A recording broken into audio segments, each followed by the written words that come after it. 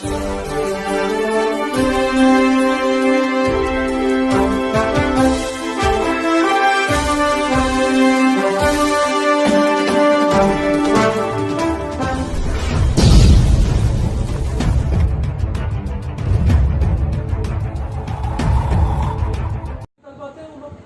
आप कहिएगा कि ये सारे लोग जो हैं वे विवाद कर रहे थे, तो विवाद दिखना चाहिए ना, कोई व्यक्ति आना चाहिए सामने से जो बोले कि मेरे साथ इन्होंने ऐसा किया है। तो आज तक कोई नहीं आया।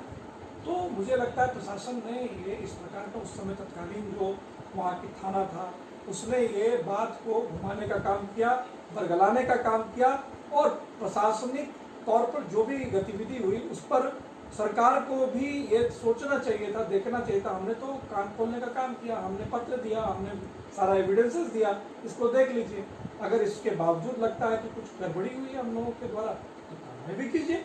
अगर हम गलत होंगे तो मेरे पिताजी कहते हैं कि अगर मेरा बेटा भी गलत करेगा तो मैं उसको अगर फांसी चढ़ाने की बारी आएगी तो फांसी भी चढ़ाएगी। अजीत जी, एक सवाल मैं आपसे पूछता हूँ, चुनाव के ठीक पहले उस मामले पर आप पर कोर्ट में आरोप पत्र समर्पित कर दिया जाता है, फिर आप पर गुंडा एक्ट लगता है, गुंडा एक्ट कैसे लग जाएगा? नहीं, हमको ये जानकारी नहीं है और अभी आरोप पत्र समर्पित नहीं हुआ है, अभी तक रुका हुआ है। हम लोगों को भी अखबार से ही मालूम चला था कि इस पर चार्जशीट हो रहा है। चार्जशीट का अर्थ होता है एक चार्जेस फ्रेम होता है, यस या नो में, ये पॉजिटिव है या निगेटिव है, जो भी, कि ये अभी तक चार्जशीट नहीं हो पाया।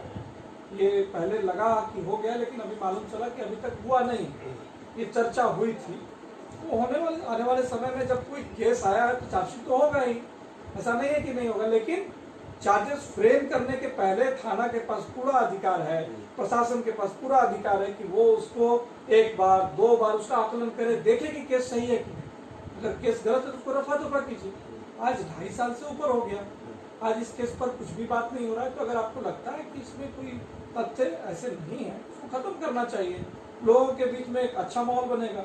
एक सांप्रदायिक तनाव लाने की जो बात थी, मुझसे तो आज हमारे मुस्लिम बंधु भी मिलते हैं और मेरा परिवार रहा है जो 3-4 पीढ़ियों से संस्कारित तरीके से, जब उनके ऊपर भी आपत्ति आई, आज 47 का मामला हो, 1947 का, हमारे परदादा उन्होंने भाला खाया अपने घर में दरियापुर में। हम लोगों ने मुसलमान जो समाज के लोगों को लोग गलत कर रहे थे उनके साथ, उनको शरण देने का भी काम किया। आज जो अंसारी आपके नाथनगर में इतने एक समाज के लोग हैं वो हमारे दरियापुर से जुड़े हुए हैं। हमारे यहाँ सांप्रदायिक भेदभाव बिल्कुल नहीं होता है। हमारे शादी में, हमारे विवाह में, हमारे कार्यक्रमों में ये हिंदू मुस्लिम की एकता आप दरियापुर जाकर के देख लीजिए। हमारे बाप दादाओं ने ये काम किया है आज तक, तो उनका बेटा होने के नाते अपने पूर्वजों का संस्कार मैंने लेकर के आगे बढ़ा है, इसलिए गलत होने का कहीं सवाल ही नहीं होता। ये गलत बात है बिल्कुल, और इसको हम लोग बर्दाश्त भी नहीं करेंगे। और समाज से आप पूछिए, जाकर के पूछिए कि कभी कोई भेदभाव हुआ क्या, कभी कुछ किया है हम लोगों ने सर? आज 89 का दंगा भागलपुर में होता है तो उसके बाद का माहौल को बताने वाले कौन व्यक्ति है? इस शहर में जो 20 साल तक आज रिप्रेजेंटेटिव रहे, उनके सामने बताइए हिंदू मुस्लिम का उन्होंने मिसाल पेश किया।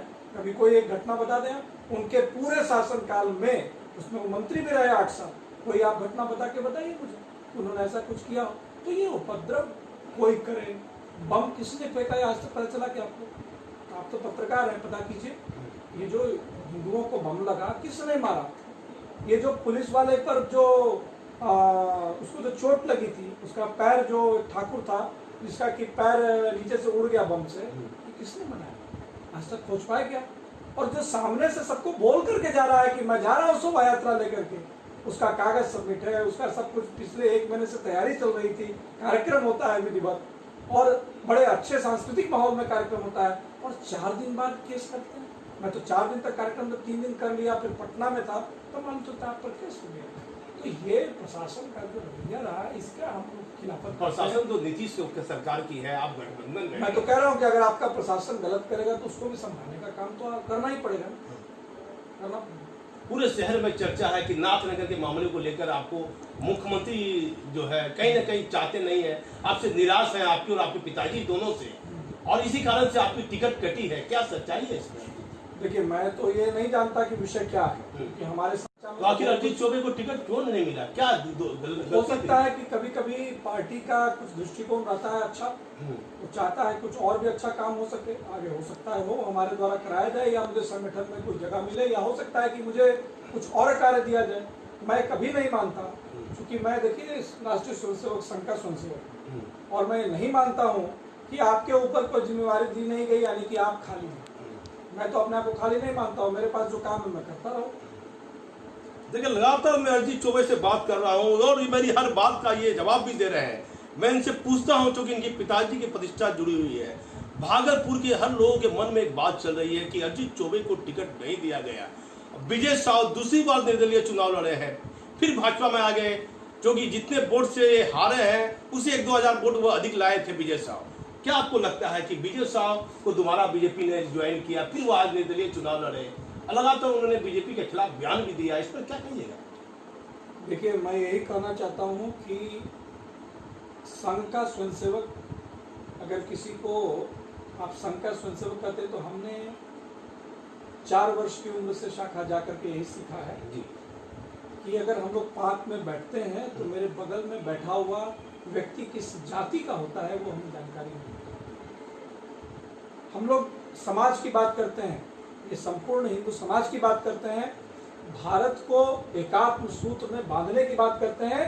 अगर आपने जो अभी नाम लिया, हमारे चुनाव में जो उन्होंने किया था, वो जो विद्वेष हुआ था, आज अगर वो पुनः ये फैलाने का काम करे, पार्टी ने उन्हें ससम्मान 6 वर्ष के लिए निष्कासित किया था, 4 वर्ष में ही उन्हें वापस लिया कि भाई लेकिन वो निर्दलीय चुनाव नहीं लड़ते विजय साहब, तो आज आपकी जीत रहती है और आप विधायक रहते भागलपुर के। देखिए ये तो आपने खुद ही कर दिया, और ये तो सोचने वाली बात है कि मैं 10,000 वोट से हारा था और 15,200 वोट उनको आया था, तो जीत किसकी थी? तो क्या बीजेपी के जो बड़े नेता हैं वो नहीं जान रहे कि विजय साहब कौन है?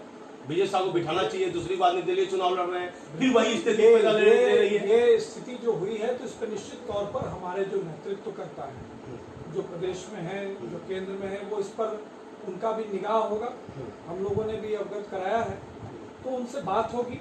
भाई अगर आपको कोई मन में कोई बात है तो आप पार्टी में आए हैं, सम्मान आपको पार्टी में लाया है, प्रदेश अध्यक्ष जी ने आपकी वापसी कराई है, पार्लियामेंट चुनाव के जस्ट पहले आपको वापसी हुआ था और भी लोगों का, तो आप अगर आपके मन में कोई बात तो कहिए, लेकिन पार्टी की निष्ठा के साथ अगर आप नहीं हैं और आप केवल एक खास समाज का नेतृत्व करना चाहते हैं, उसके लिए ये प्लेटफॉर्म नहीं है। भागलपुर की जनता एक ऐसे व्यक्ति को चुनेगी जो समाज का नेतृत्व करता है, पूरे प्रदेश का नेतृत्व करने का जिसमें सामर्थ्य रहता है, जो अपने इस जिले का नेतृत्व कर सकता है, जो इस विधानसभा का नेतृत्व कर सकता है, किसी जाति का नहीं। ये जाति का नेतृत्व करने वाले लोग जो हैं वो अपनी जाति का सम्मेलन करें ना, वहाँ नेतृत्व करता बन जाए। ये विधानसभा के लोग भी इसको बहुत भली भांति दे रहे हैं। मैं इनसे सवाल करता हूँ अजीत बाबू से कि आखिर हवाई जहाज उड़ाने की बात आपने लगातार की और हवाई जहाज नहीं उड़ रहा है, काफी लोग आपसे नाराज हैं कि ये क्या आपने लोगों को सपना दिखा दिया मुंगेरी लाल के?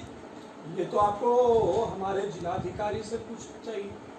मैंने तो आपको कागज आपके पास भी है, आप भी देख लीजिए, और आप एक ऐसे सशक्त जर्नलिस्ट हैं, पत्रकार हैं, जिसको हर चीज का अध्ययन है। तो मैंने तो कंपनी को लाए यहाँ, और उड़ान योजना के तहत कि छोटे हवाई अड्डा पे छोटा विमान चल सकता है तब तक जब तक कि नया एयरपोर्ट न बन जाए। तो जब आपका विमान चलने की बात हो गई, मैंने कागज ला करके दे दिया, कंपनी वाले के प्रतिनिधि बात कर लिए, उनको समय दिया गया। उस समय तक जो काम वहां पर चल रहा था कि इस पर लैंडिंग कराने में समस्या आएगी, क्योंकि छोटा छोटा पेबल्स उस पर हो गया है, क्योंकि लास्ट 2 साल से उस पर कोई एयरक्राफ्ट नहीं उतरा है। इसमें अर्जित कहाँ है? अर्जित ने तो कंपनी वाले को पकड़ करके हिमालय पुत्र को ले आया। आज नहीं चला छोटा हवाई जहाज, क्यों नहीं उड़ा वहां से? तो आप पूछिए ना जा करके, कैसे उतार देगा प्लेन को? जब यहाँ पर रोड जो बनना था रनवे बन ही नहीं पाया, उसको 15 दिन का और उसने लेटर जारी किया है। जब आप हमसे कोई प्रश्न कर रहे हैं तो ये पूरा जानकारी ले लें कि इसमें मेरा क्या रोल है और हमने क्या किया। हमने तो केंद्र के मंत्री को पत्र भेजा और भागलपुर के जितने भी सामाजिक, राजनीतिक और व्यापारिक संगठन, उनका साथ लेते हुए पत्र, सारे लोगों का पत्र एक साथ भेजा था। उस पर उन्होंने कहा कि नहीं, उड़ान से मैं जुड़ूंगा। उसके बाद कंपनी से, यहाँ के डीएम भी बहुत प्रयासरत रहे कि कोई कंपनी वाला आ जाए तभी तो हो सकता है। कंपनी रहेगी तो चलाएगा तभी तो कुछ होगा। क्या उड़ेगा? क्यों नहीं उड़ेगा, मैं प्रयास करूंगा बिल्कुल उसके लिए। और जैसे ही यहाँ काम खत्म होता है, अभी तो आचार संहिता लगा हुआ है, उसके बाद मैं प्लेन लेकर के आऊंगा और आप फिर हमसे पूछेंगे कि आपने बहुत अच्छा काम किया है। देखिए, टिकट नहीं मिलने के बाद भी अजित चौबे ने कहा कि हवाई जहाज भागलपुर से मैं उड़ा के ही मानूंगा। मैं इनसे सवाल पूछता हूँ, क्या बिहार के मुख्यमंत्री क्या आपसे कहीं न कहीं आपके और आपके पिताजी से क्या नाराज चल रहे हैं? फिर पूछता तो अभी मिला उनसे कुछ दिन पहले भी, तो बहुत शालीन व्यवहार हमारा रहा है और उनको प्रणाम किया, उन्होंने भी बड़े अच्छे से हंस करके जवाब दिया। मुझे तो ऐसा नहीं लगता है। और टिकट नहीं मिला इसके लिए किसको जिम्मेवार मानते हैं? मैं तो ये जिम्मेवार मानता हूँ कि मेरी कुछ कमी रही। क्या कमी नहीं और होगी अजित चौबे की? कमी अगर मेरी कुछ रही होगी हाँ। तो हो सकता है कि और भी दक्ष लोग चाहते होंगे कि हमको भी मिल जाए, पार्टी आपके लिए कुछ नया कुछ आधार तय करेगी। क्या कमी नहीं होगी आप में? मुझे लगता, मैं तो बोल ही रहा हूँ कि मुझे नहीं पता। मैंने तो 5 वर्ष तक यहाँ पर काम किया, मैं निरंतर यहाँ पर काम कर रहा हूँ। जो व्यक्ति आज ये पिछले 7 सालों से मैं भागलपुर में हूँ, तो मैं अपने लेवल पर जो कर सकता हूँ कर रहा हूँ। मैं तो चुन के भी नहीं गया, मैं तो हारा हुआ एक प्रतिनिधि। कह सकते हैं आप कि 60,000 लोगों ने मुझे मत दिया था, तो 60,000 का मैं प्रतिनिधि हूँ। तो उनके लिए मैं सेवा का कार्य कर रहा हूँ, आगे भी करूंगा। इसमें मैं नहीं मानता हूँ कि मैंने कुछ नहीं किया।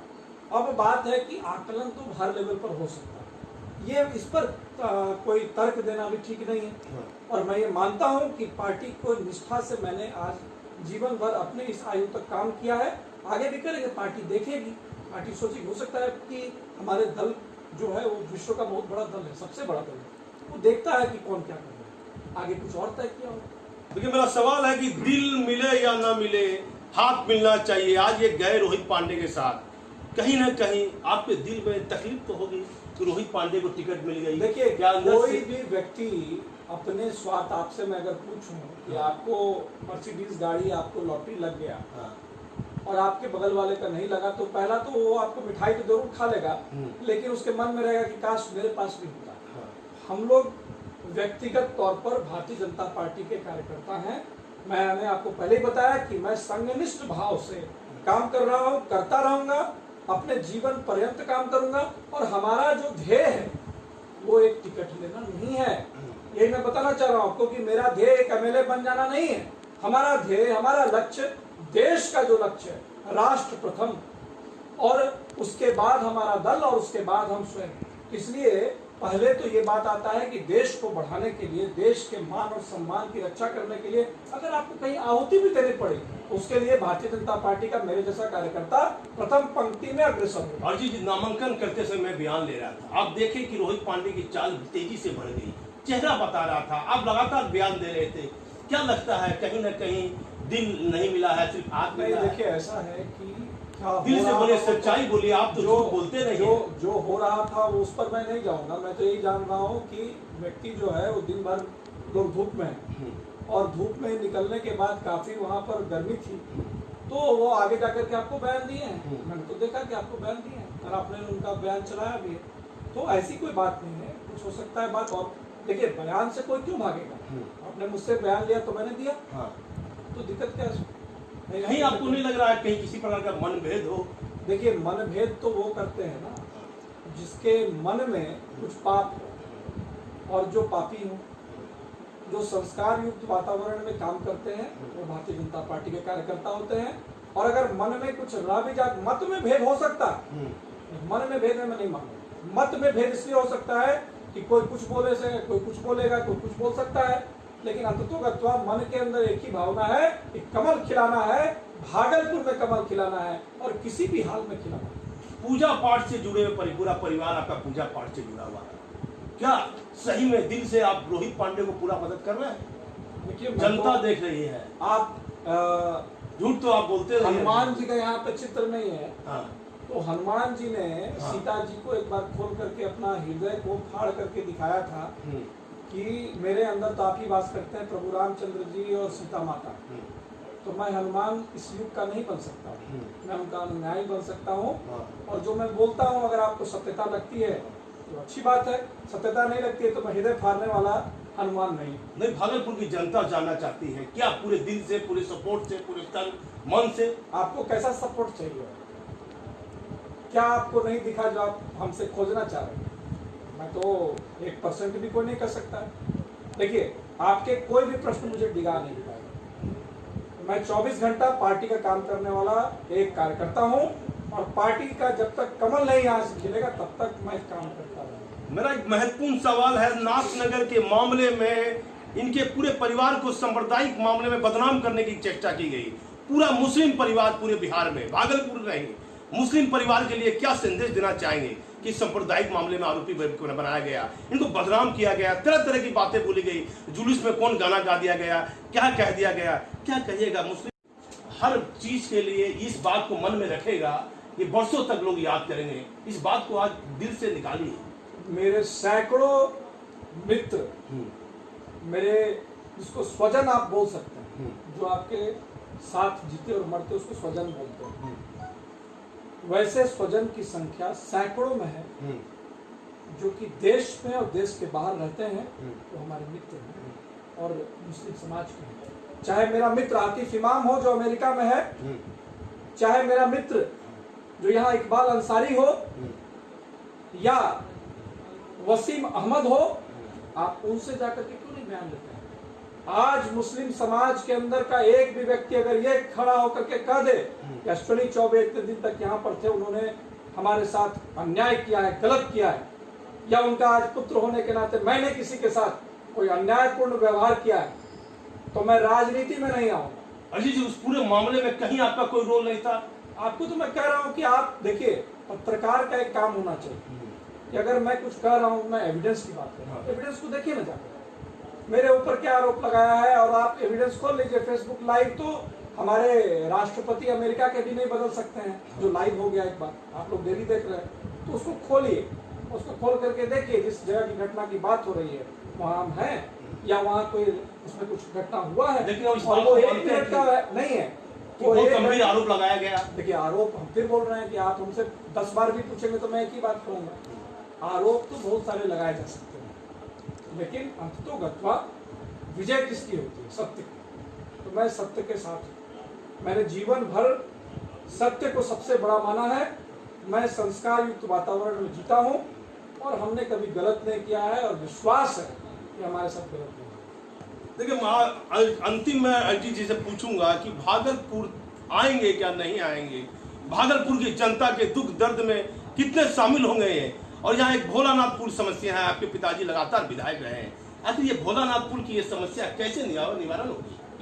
देखिए, भोलानाथ का तो पूरा मामला खत्म हो गया, ये क्वेश्चन अब पूछना ही नहीं चाहिए, इसलिए कि जो डीपीआर बनना था उसमें जो त्रुटियां थी उसको रेलवे ने पूरा किया, और जो डिपार्टमेंट को अपने रोड कंस्ट्रक्शन डिपार्टमेंट जो पुल निर्माण निगम लिमिटेड है उसको बनाना है, तो उसका जो दोनों तरफ जो पाथ बनना है उसको लेकर के उसका जो अतिक्रमण था उसको हटाना, तभी काम शुरू होगा। ये दोनों चीज हो चुका है। अब जो बात करते हैं कि भोलानाथ पुल नहीं बन रहा है, उनको अब कुछ ही दिनों में ये दिखेगा, यहाँ शिलान्यास हो जाएगा, क्योंकि मैंने तो उसका डीपीआर पूरा देखा है।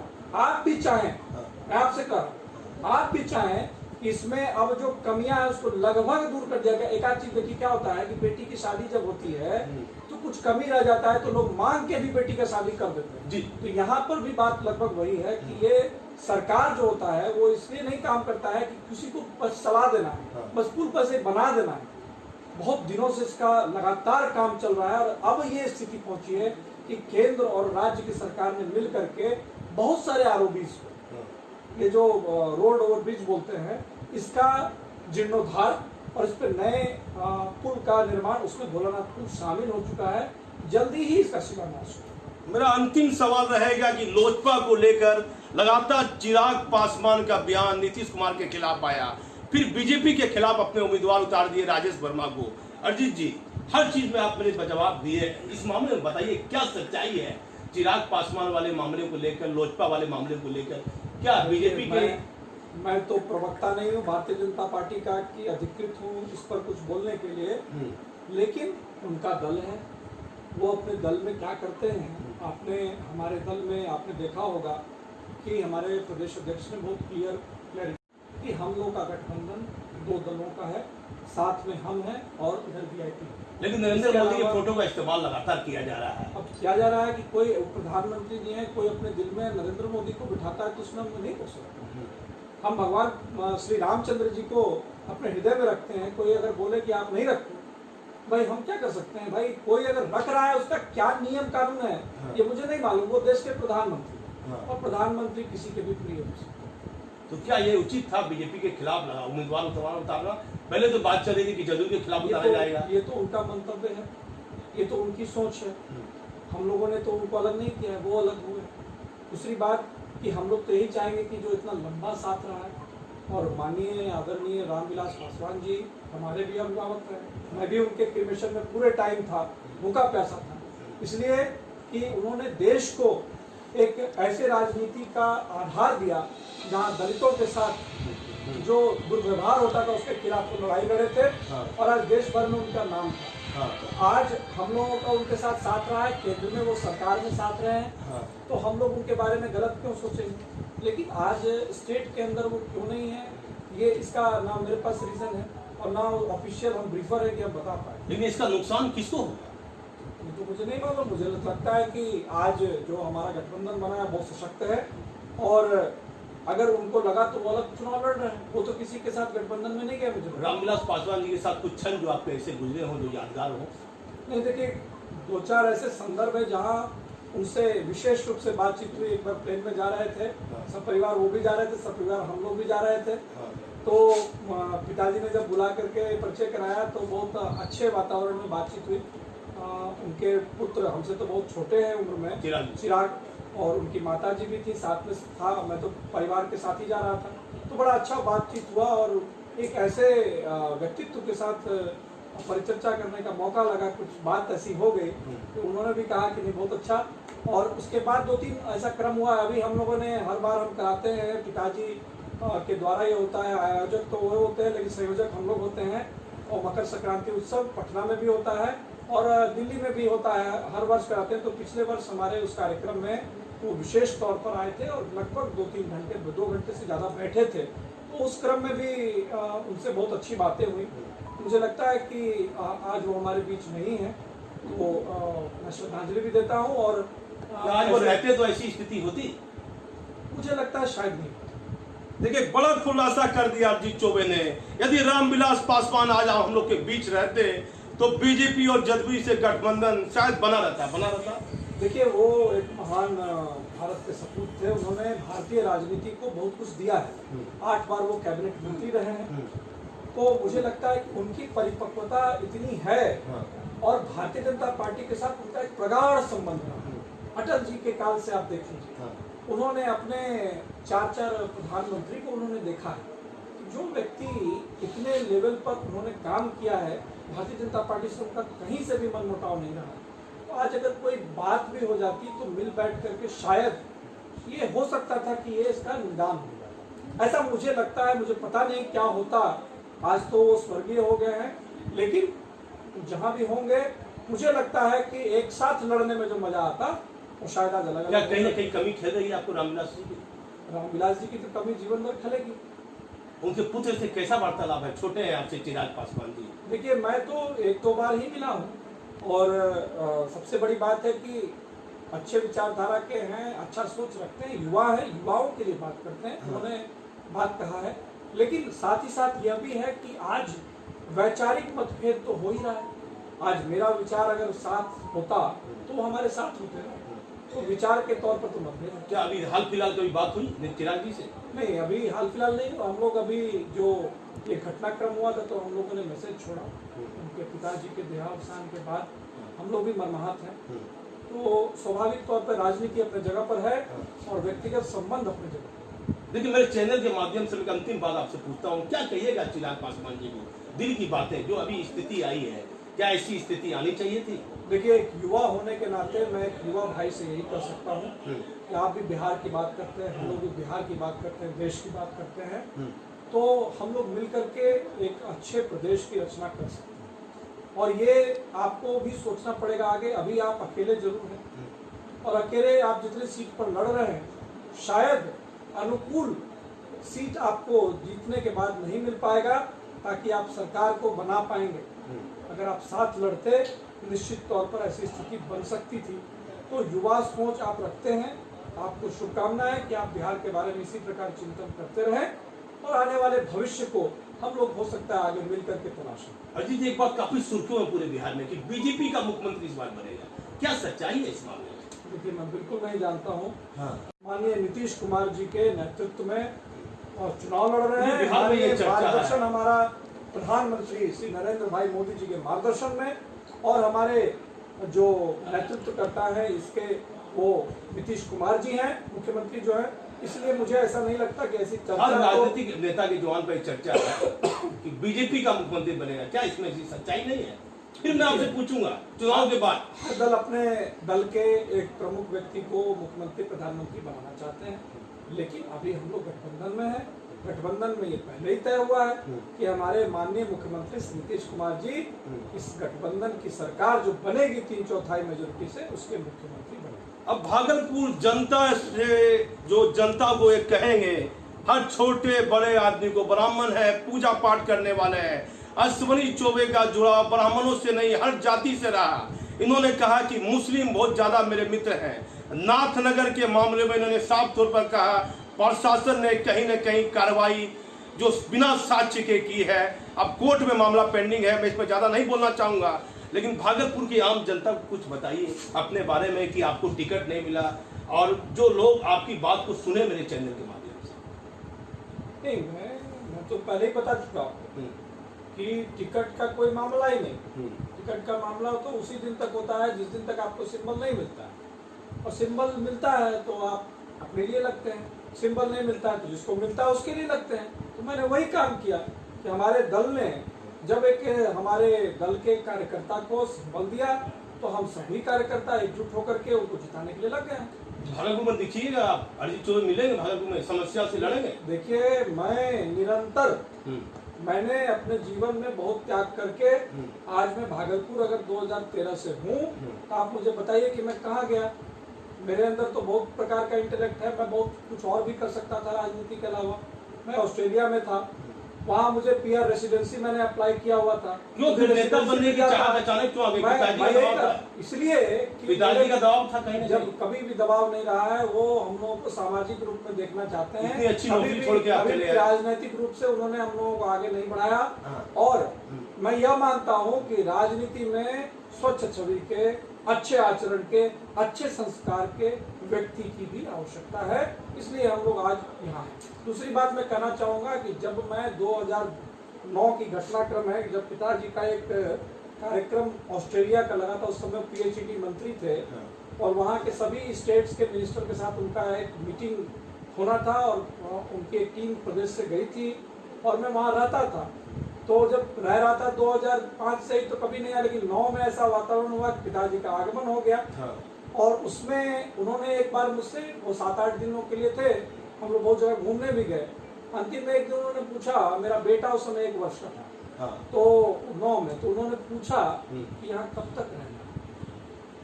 तो उनका जो मर्म मैंने देखा तो मैंने बोला कि यहाँ तो मैं आया हूँ विशेष रूप से अपने आप को संवारने के लिए और मैं काम भी कर रहा हूँ। अच्छा, मैं वहाँ भी सामाजिक कार्य करता था, ब्लड डोनेशन करता था, बहुत कुछ करता था। तो उन्होंने जब ये कहा तो मुझे लगा कि ये मर्म जो है ये मुझे बता रहे हैं कि तुम भारत कब लौटोगे। तो मैंने उन्हें कहा कि जल्दी। और पता नहीं उस दिन रात का मेरा क्या चिंतन हुआ, दूसरे दिन उनका प्लेन था, वो चले गए भारत। और मैंने पत्नी को कहा कि मैं अब भारत लौटूंगा, जबकि मेरा रेसिडेंसी अप्लाई होने वाला था। मैं वहाँ का रेसिडेंट होकर के बहुत कुछ अच्छा लैविश लाइफ जी सकता था, लाखों की नौकरी तो मैं कर ही रहा था। किस पोस्ट पर थे वो? वर्ल्ड के टॉप आप कह सकते हैं कि कंपनी विंडम वर्ल्ड वाइड, उसमें मैं टेक्निकल देखता था। और विश्व के बहुत सारे देश जो एशियन नेशंस हैं, साउथ ईस्ट एशियन नेशंस, वहाँ का काम वहाँ से होता था ऑस्ट्रेलिया में। वहाँ से मैं कितना पैकेज था नौकरी में? देखिए, अगर अभी के हिसाब से आप बोलेंगे तो लगभग 4 लाख के आसपास का पैकेज हो जाएगा। देखिए, मैं बीच में एक बात कहूंगा कि पिता के आज्ञाकारी पुत्र कहिए, पिता के इशारों को समझा और 4 लाख की नौकरी को ठोकर मारकर बिहार लौट आए, अपने देश लौट आए। और ऐसी परिस्थिति आ गई, क्या अपने बेटे को कभी चुनाव में लाइएगा, राजनीतिक में लाइएगा अजीत जी? देखिए, मैं तो यही कहूंगा कि स्वच्छ छवि, साफ छवि के लोग, संस्कार युक्त वातावरण में पढ़े लिखे लोग, टेक्नोक्रेट्स जो दिशा दे सकते हैं, जो युवाओं को उनके सही रास्ता पे ले जा सकते हैं और सामाजिक चिंतन करते हुए समाज में एक परिवर्तन ला सकते हैं, ये निष्ठा अगर आपकी है तो वो मेरा बेटा भी हो सकता है और आपका बेटा भी हो सकता है। क्या अपने पुत्र को राजनीति में लाइएगा? इतना अच्छा पुत्र को आप शिक्षा दे रहे हैं, बहुत संस्कृत उच्चारण में लगातार सोशल मीडिया में। देखिए, अभी तो उसके पढ़ने की उम्र है और वो जब पढ़ जो करके स्थिति बनी हुई है राजनीति की, जो आप पढ़ देख रहे हैं। करके वो एक दक्ष व्यक्ति पहले बन जाए, पहले वो समाज को समझे, सामाजिक जीवन जिए और जब वो अपने जीवन को आगे बढ़ाएगा तो स्वयं से निर्णय होगा कि उस किस डायरेक्शन हो सकता है वो एक अच्छा डॉक्टर बन जाए, हो सकता है वो एक उत्कृष्ट इंजीनियर बने। मैं ये तय करने वाला कोई नहीं हूँ कि वो राजनीति कोई व्यवसाय नहीं, राजनीति को मैं व्यवसाय नहीं मानता हूँ, मेरा एक अलग व्यवसाय है, मैं बिजनेस करता हूँ, मेरा बिजनेस है, राजनीति व्यापार नहीं, इसलिए राजनीति को मैंने व्यापार से अलग रखा है और निश्चित तौर पर अगर उसके अंदर वो संस्कार होगा कि वो देश का प्रतिनिधित्व कर सकता है तो निश्चित तौर पर करेगा। राजधानी ट्रेन एक भी नहीं है भागलपुर के लिए, क्या कोशिश कीजिएगा आपकी सरकार? देखिए, अभी जो रूट है, जो प्लानिंग है, ये रेलवे तय करती है, हम लोग आग्रह करते हैं, हम लोग अपनी बातों को रखते हैं, लगातार रखा, 3 बार तो रेल मंत्री से रखा, पहले गौड़ा जी से रखा, उसके बाद प्रभु जी से रखा और उसके बाद पीयूष गोयल जी से भी रखा। मैं 3 बार जा करके मिला हूँ, मेरे पास सारे कागज हैं और उन्होंने बहुत कुछ दिया भी है, लेकिन राजधानी की भी बात हमने कही थी। शताब्दी ट्रेन नहीं है, हाँ नहीं है, तो कुछ ट्रेन जो यहाँ से बढ़नी चाहिए थी वो बढ़ाने की आवश्यकता है। हम लोग पुनः आग्रह करेंगे, DRUCC में और ZRUCC के जो मेंबर्स यहाँ बने हैं, जो पहले बने थे, उन्होंने भी आग्रह किया था। ये बात प्रोसेस में हो सकता है आने वाले समय में, ये देखते हुए अभी नौगछिया से चलता है वो भागलपुर जिला ही, तो वो रूट को फॉलो करें। अगर इस रूट से फॉलो कराएंगे तो उनको क्या क्या बदलाव करना पड़ेगा, ये भी एक समस्या। राजधानी ट्रेन राजधानी को कोशिश करती है जोड़ने का, तो भी स्मार्ट सिटी बना है, तो मैंने ये विचार रखा है कि smart city Bhagalpur, smart city Patna, smart city Varanasi, smart city Delhi, तो ये जो पूरा स्मार्ट सिटी का रूट है, तो भागलपुर को अगर ऐड कर देंगे तो बहुत अच्छा बात होगा कि भागलपुर को भी राजधानी और शताब्दी मिल जाए। सड़क की जो स्थिति है, पूरा जाम रहता है भागलपुर में, हर लोग इस जाम से परेशान है। स्मार्ट सिटी का जब गतिविधि बढ़ेगा तो आपको जाम से निजात मिलेगा। अभी वो गतिविधि थोड़ी सी अकर्मण्यता के कारण, थोड़ा जो उसमें और काम होना चाहिए था, विस्तार होना चाहिए था, 1300 से ज्यादा करोड़ का प्रोजेक्ट है, अभी वो फलीभूत नहीं मिल रहा है, इसलिए कि उस पर काम नहीं बढ़ा है। बहुत बार टेंडर होकर के कैंसिल हुआ, बहुत बार उस पर बहुत प्रकार के ऐसे सीक्वेंस हो जा रहे हैं जिसके कारण वो बढ़ नहीं पा रहा है। तो उसको बढ़ाने की आवश्यकता है, ये प्रशासक को देखना चाहिए कि इसको कैसे बढ़े। उसके लिए हम लोगों की एक जनप्रतिनिधि, चाहे किसी भी रूप में हो, उसकी एक भागीदारी होती है कि उसको बढ़ाने के लिए प्रयास करें। बीजेपी के कार्यकर्ता और अन्य लोगों को जो बीजेपी से जुड़े हुए हैं, उनको इस चुनाव में क्या कहना चाहते हैं? रोहित पांडे को कैसे समर्थन करें, कैसे जिताने के लिए कोशिश करें? देखिए, भागलपुर में या अन्य जगहों पर भी, क्योंकि मैं राष्ट्रीय कार्य समिति का सदस्य हूँ, भारतीय जनता युवा मोर्चा, तो मैं देश भर का बात भी आपसे कर सकता हूँ, लेकिन चुनाव अभी बिहार में, बिहार के एक एक जिले में जो हमारे युवा कर्मठ कार्यकर्ता हैं, वो बिल्कुल कमर कस करके माँ भारती के एक एक कार्यकर्ता जो चुनाव के मैदान में आज हैं, उनके लिए वो काम कर रहे हैं। आज भागलपुर की केवल मैं बात नहीं करूँ, क्योंकि भागलपुर तो मेरा घर है और घर में जब आग लगता है तो पहले बचाना पड़ता है जी। तो घर में तो मैं आया हूँ, लेकिन मैं बिहार की बात कर रहा हूँ आपसे कि जहाँ भी युवा हमारे साथी हैं, वहाँ के जो भी खड़े हैं एनडीए के हमारे कार्यकर्ता नेता, उनको लगन से जिताने के लिए वो कमर कस चुके हैं। हमारी तैयारी तो सप्तऋषि लेवल पर, हमारा एक एक बूथ पर सप्तऋषि तैयार है और ये कोई एक दिन में नहीं होता। सालों की मेहनत के बाद, पसीना बहाने के बाद हमारे कार्यकर्ताओं ने एक बूथ पर सप्तऋषि तैयार किया है।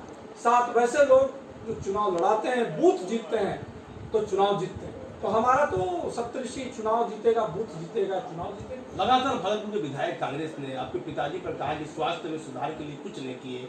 भागलपुर से कितनी बार रहे विधायक रहे, लगातार क्या करते? उनके घर पर अस्पताल बना देते क्या? ये सुपर स्पेशलिटी अस्पताल उनको नहीं दिखता है? आप जा करके उनको एक बार दिखा दीजिए कि भागलपुर में एम्स की तर्ज पर सुपर स्पेशलिटी अस्पताल बन रहा है, जिसका पूरा फंड 200 करोड़ केंद्र सरकार ने उनके कलम से दिया है। उसमें कलम जो साइन हुआ है वो माननीय अश्विनी कुमार चौबे जी का है और उन्होंने भागलपुर को, अपने घर को उन्होंने सुपर स्पेशलिटी देने का काम किया, जिसमें 7 उत्कृष्ट विभाग सभी चीजों के लिए, चाहे वो कार्डियक हो, हार्ट की बात करें, ब्रेन की बात करें, किडनी की बात करें, गैस्ट्रोएंटरोलॉजी की बात करें, इस सभी के लिए अलग अलग विभाग होंगे। इतना बड़ा चीज भागलपुर को मिलने जा रहा है और अब कहते हैं उनको दिखता नहीं है क्या? अजीत शर्मा ने कहा कि दरभंगा ले गए एम्स को, भागलपुर में एम्स नहीं हुआ। ये तो उनको मुख्यमंत्री जी से पूछना चाहिए। मुख्यमंत्री जी, जो किसी राज्य के निर्णय करने का काम मुख्यमंत्री का होता है, केंद्र के मंत्री का नहीं होता है। इनके अभाव को दूर कर दीजिए। यहाँ पर आपको जमीन मिल पा रहा है क्या? 400 एकड़ जमीन एक जगह पर है क्या? आपके पास नहीं है। आपके पास एयरपोर्ट के लिए जमीन नहीं मिल पा रहा है, जो खोज हो रही है। तो जब तक जमीन नहीं हो, उसके कारण पिछले 4 वर्षों से दे दिया गया था प्रधानमंत्री जी द्वारा, और वो एम्स जो है वो फलीभूत नहीं हो पा रहा था। तो प्रधानमंत्री जी के बाद हमारे मुख्यमंत्री जी ने बैठक किया इसके लिए 2-3 बार, और यहाँ भी टीम सर्वे के लिए आए। जब जमीन अंततः नहीं मिल पाया तो दरभंगा में मिला, और वो उस मिथिलांचल क्षेत्र का एक 18 जिला का कवरेज होता है। हम लोग जो है वो दक्षिण बिहार में रहते हैं, उत्तर बिहार में भी एक एम्स दिया गया। मुझे लगता है कि ये प्रशंसा की बात है। ये क्या हर चीज घर में ही होना चाहिए क्या? अगर आपका दायित्व तब होता केवल आप अपने घर की चिंता करते थे, जो प्रदेश की चिंता करता है, राज्य की चिंता करता है, देश का चिंता करता है, उसको ये देखना पड़ेगा कि हमारे यहाँ कहाँ बेस्ट हो सकता है। क्या कहिएगा कांग्रेस को, विधायक को मेरे चैनल के माध्यम से, कि अगर आप जनप्रतिनिधि बने थे तो आपको 5 साल भागलपुर की सेवा करनी चाहिए थी, जिससे कि आप लगता है कि भूल गए कि आप एक विधायक हैं। आपको भागलपुर में रहना चाहिए था, आप नहीं थे। आपने क्या किया भागलपुर को? भागलपुर को आपने कभी कुछ देने का काम किया क्या? रोड बनाना, ये तो आपका एमएलए फंड है। रोड नाला आप बना दीजिएगा, ये क्या काम? आपने कोई भी ऐसा उत्कृष्ट कार्य आप बता दे। मैं पूछना चाहता हूं आपके चैनल के माध्यम से कि वो जवाब दे कि क्या आपने कोई यहाँ इंडस्ट्री लगाने की बात कही? क्या आपने युवाओं को यहाँ पर इंडस्ट्री लगा करके नौकरी देने की बात कही? क्या आप सिल्क नगरी भागलपुर में रहने के लिए, सिल्क के व्यवसाय को बढ़ाने के लिए कभी कोई कार्य किया? क्या मसाला उद्योग को बढ़ाने के लिए कोई कार्य किया? यहाँ के व्यवसायियों के लिए आपने कुछ किया? रोड बना, वो तो आपको करना ही है, वो तो आपको फंड उसी के लिए मिला है। आप और भी बहुत कुछ कर सकते थे जो आपने शायद नहीं किया है, और आपको इसकी सजा जनता दे देगी। देखिए, लगातार अजीत शर्मा पर कह दिया कि मेरे चैनल के माध्यम से कि भागलपुर के कांग्रेस के विधायक जवाब दे। अजीत चौबे ने जो कहा है, इनके हर सवाल में कहीं न कहीं सच्चाई तो दिखती है। क्या किया व्यापारियों के लिए, क्या किया भागलपुर के लिए? कहते हैं सड़क तो ये आपका काम है, सड़क तो बनना चाहिए। क्या कहिएगा, इतना विकास का काम पेंडिंग रहा, इसमें कहीं ना कहीं विधायक का रोल रहता है या नहीं? अब ये क्वेश्चन तो आप हमसे ज्यादा बेहतर जानते हैं। हाँ। विधायक जनप्रतिनिधि होता है, अगर वो कोई बात करता है तो वो समाज का चिंतन करके उसको करना चाहिए। मैं तो पूछ रहा हूँ कि अगर कोई ऐसा आशय आपने किया है तो बताइए। अगर आपके पास जवाब इसका है तो दीजिए। जनता आपसे उत्तर जाती। मैं भी यहाँ का वोटर हूँ, मैं भी पूछता हूँ आपसे कि आपने अगर कुछ ऐसा किया है तो आपको जवाब देना चाहिए। चूंकि आपने कुछ किया ही नहीं है, फिर आप जवाब नहीं दे पा रहे। मुझे देखिए, अजीत चौबे ने कहा कांग्रेस के विधायक ने कुछ नहीं किया है। मैं अपनी बात को समाप्त करता हूं, फिर मौका पड़ेगा चुनाव के बाद मैं इनसे इंटरव्यू लूंगा। मैं भागलपुर से दीपक नौरंगी।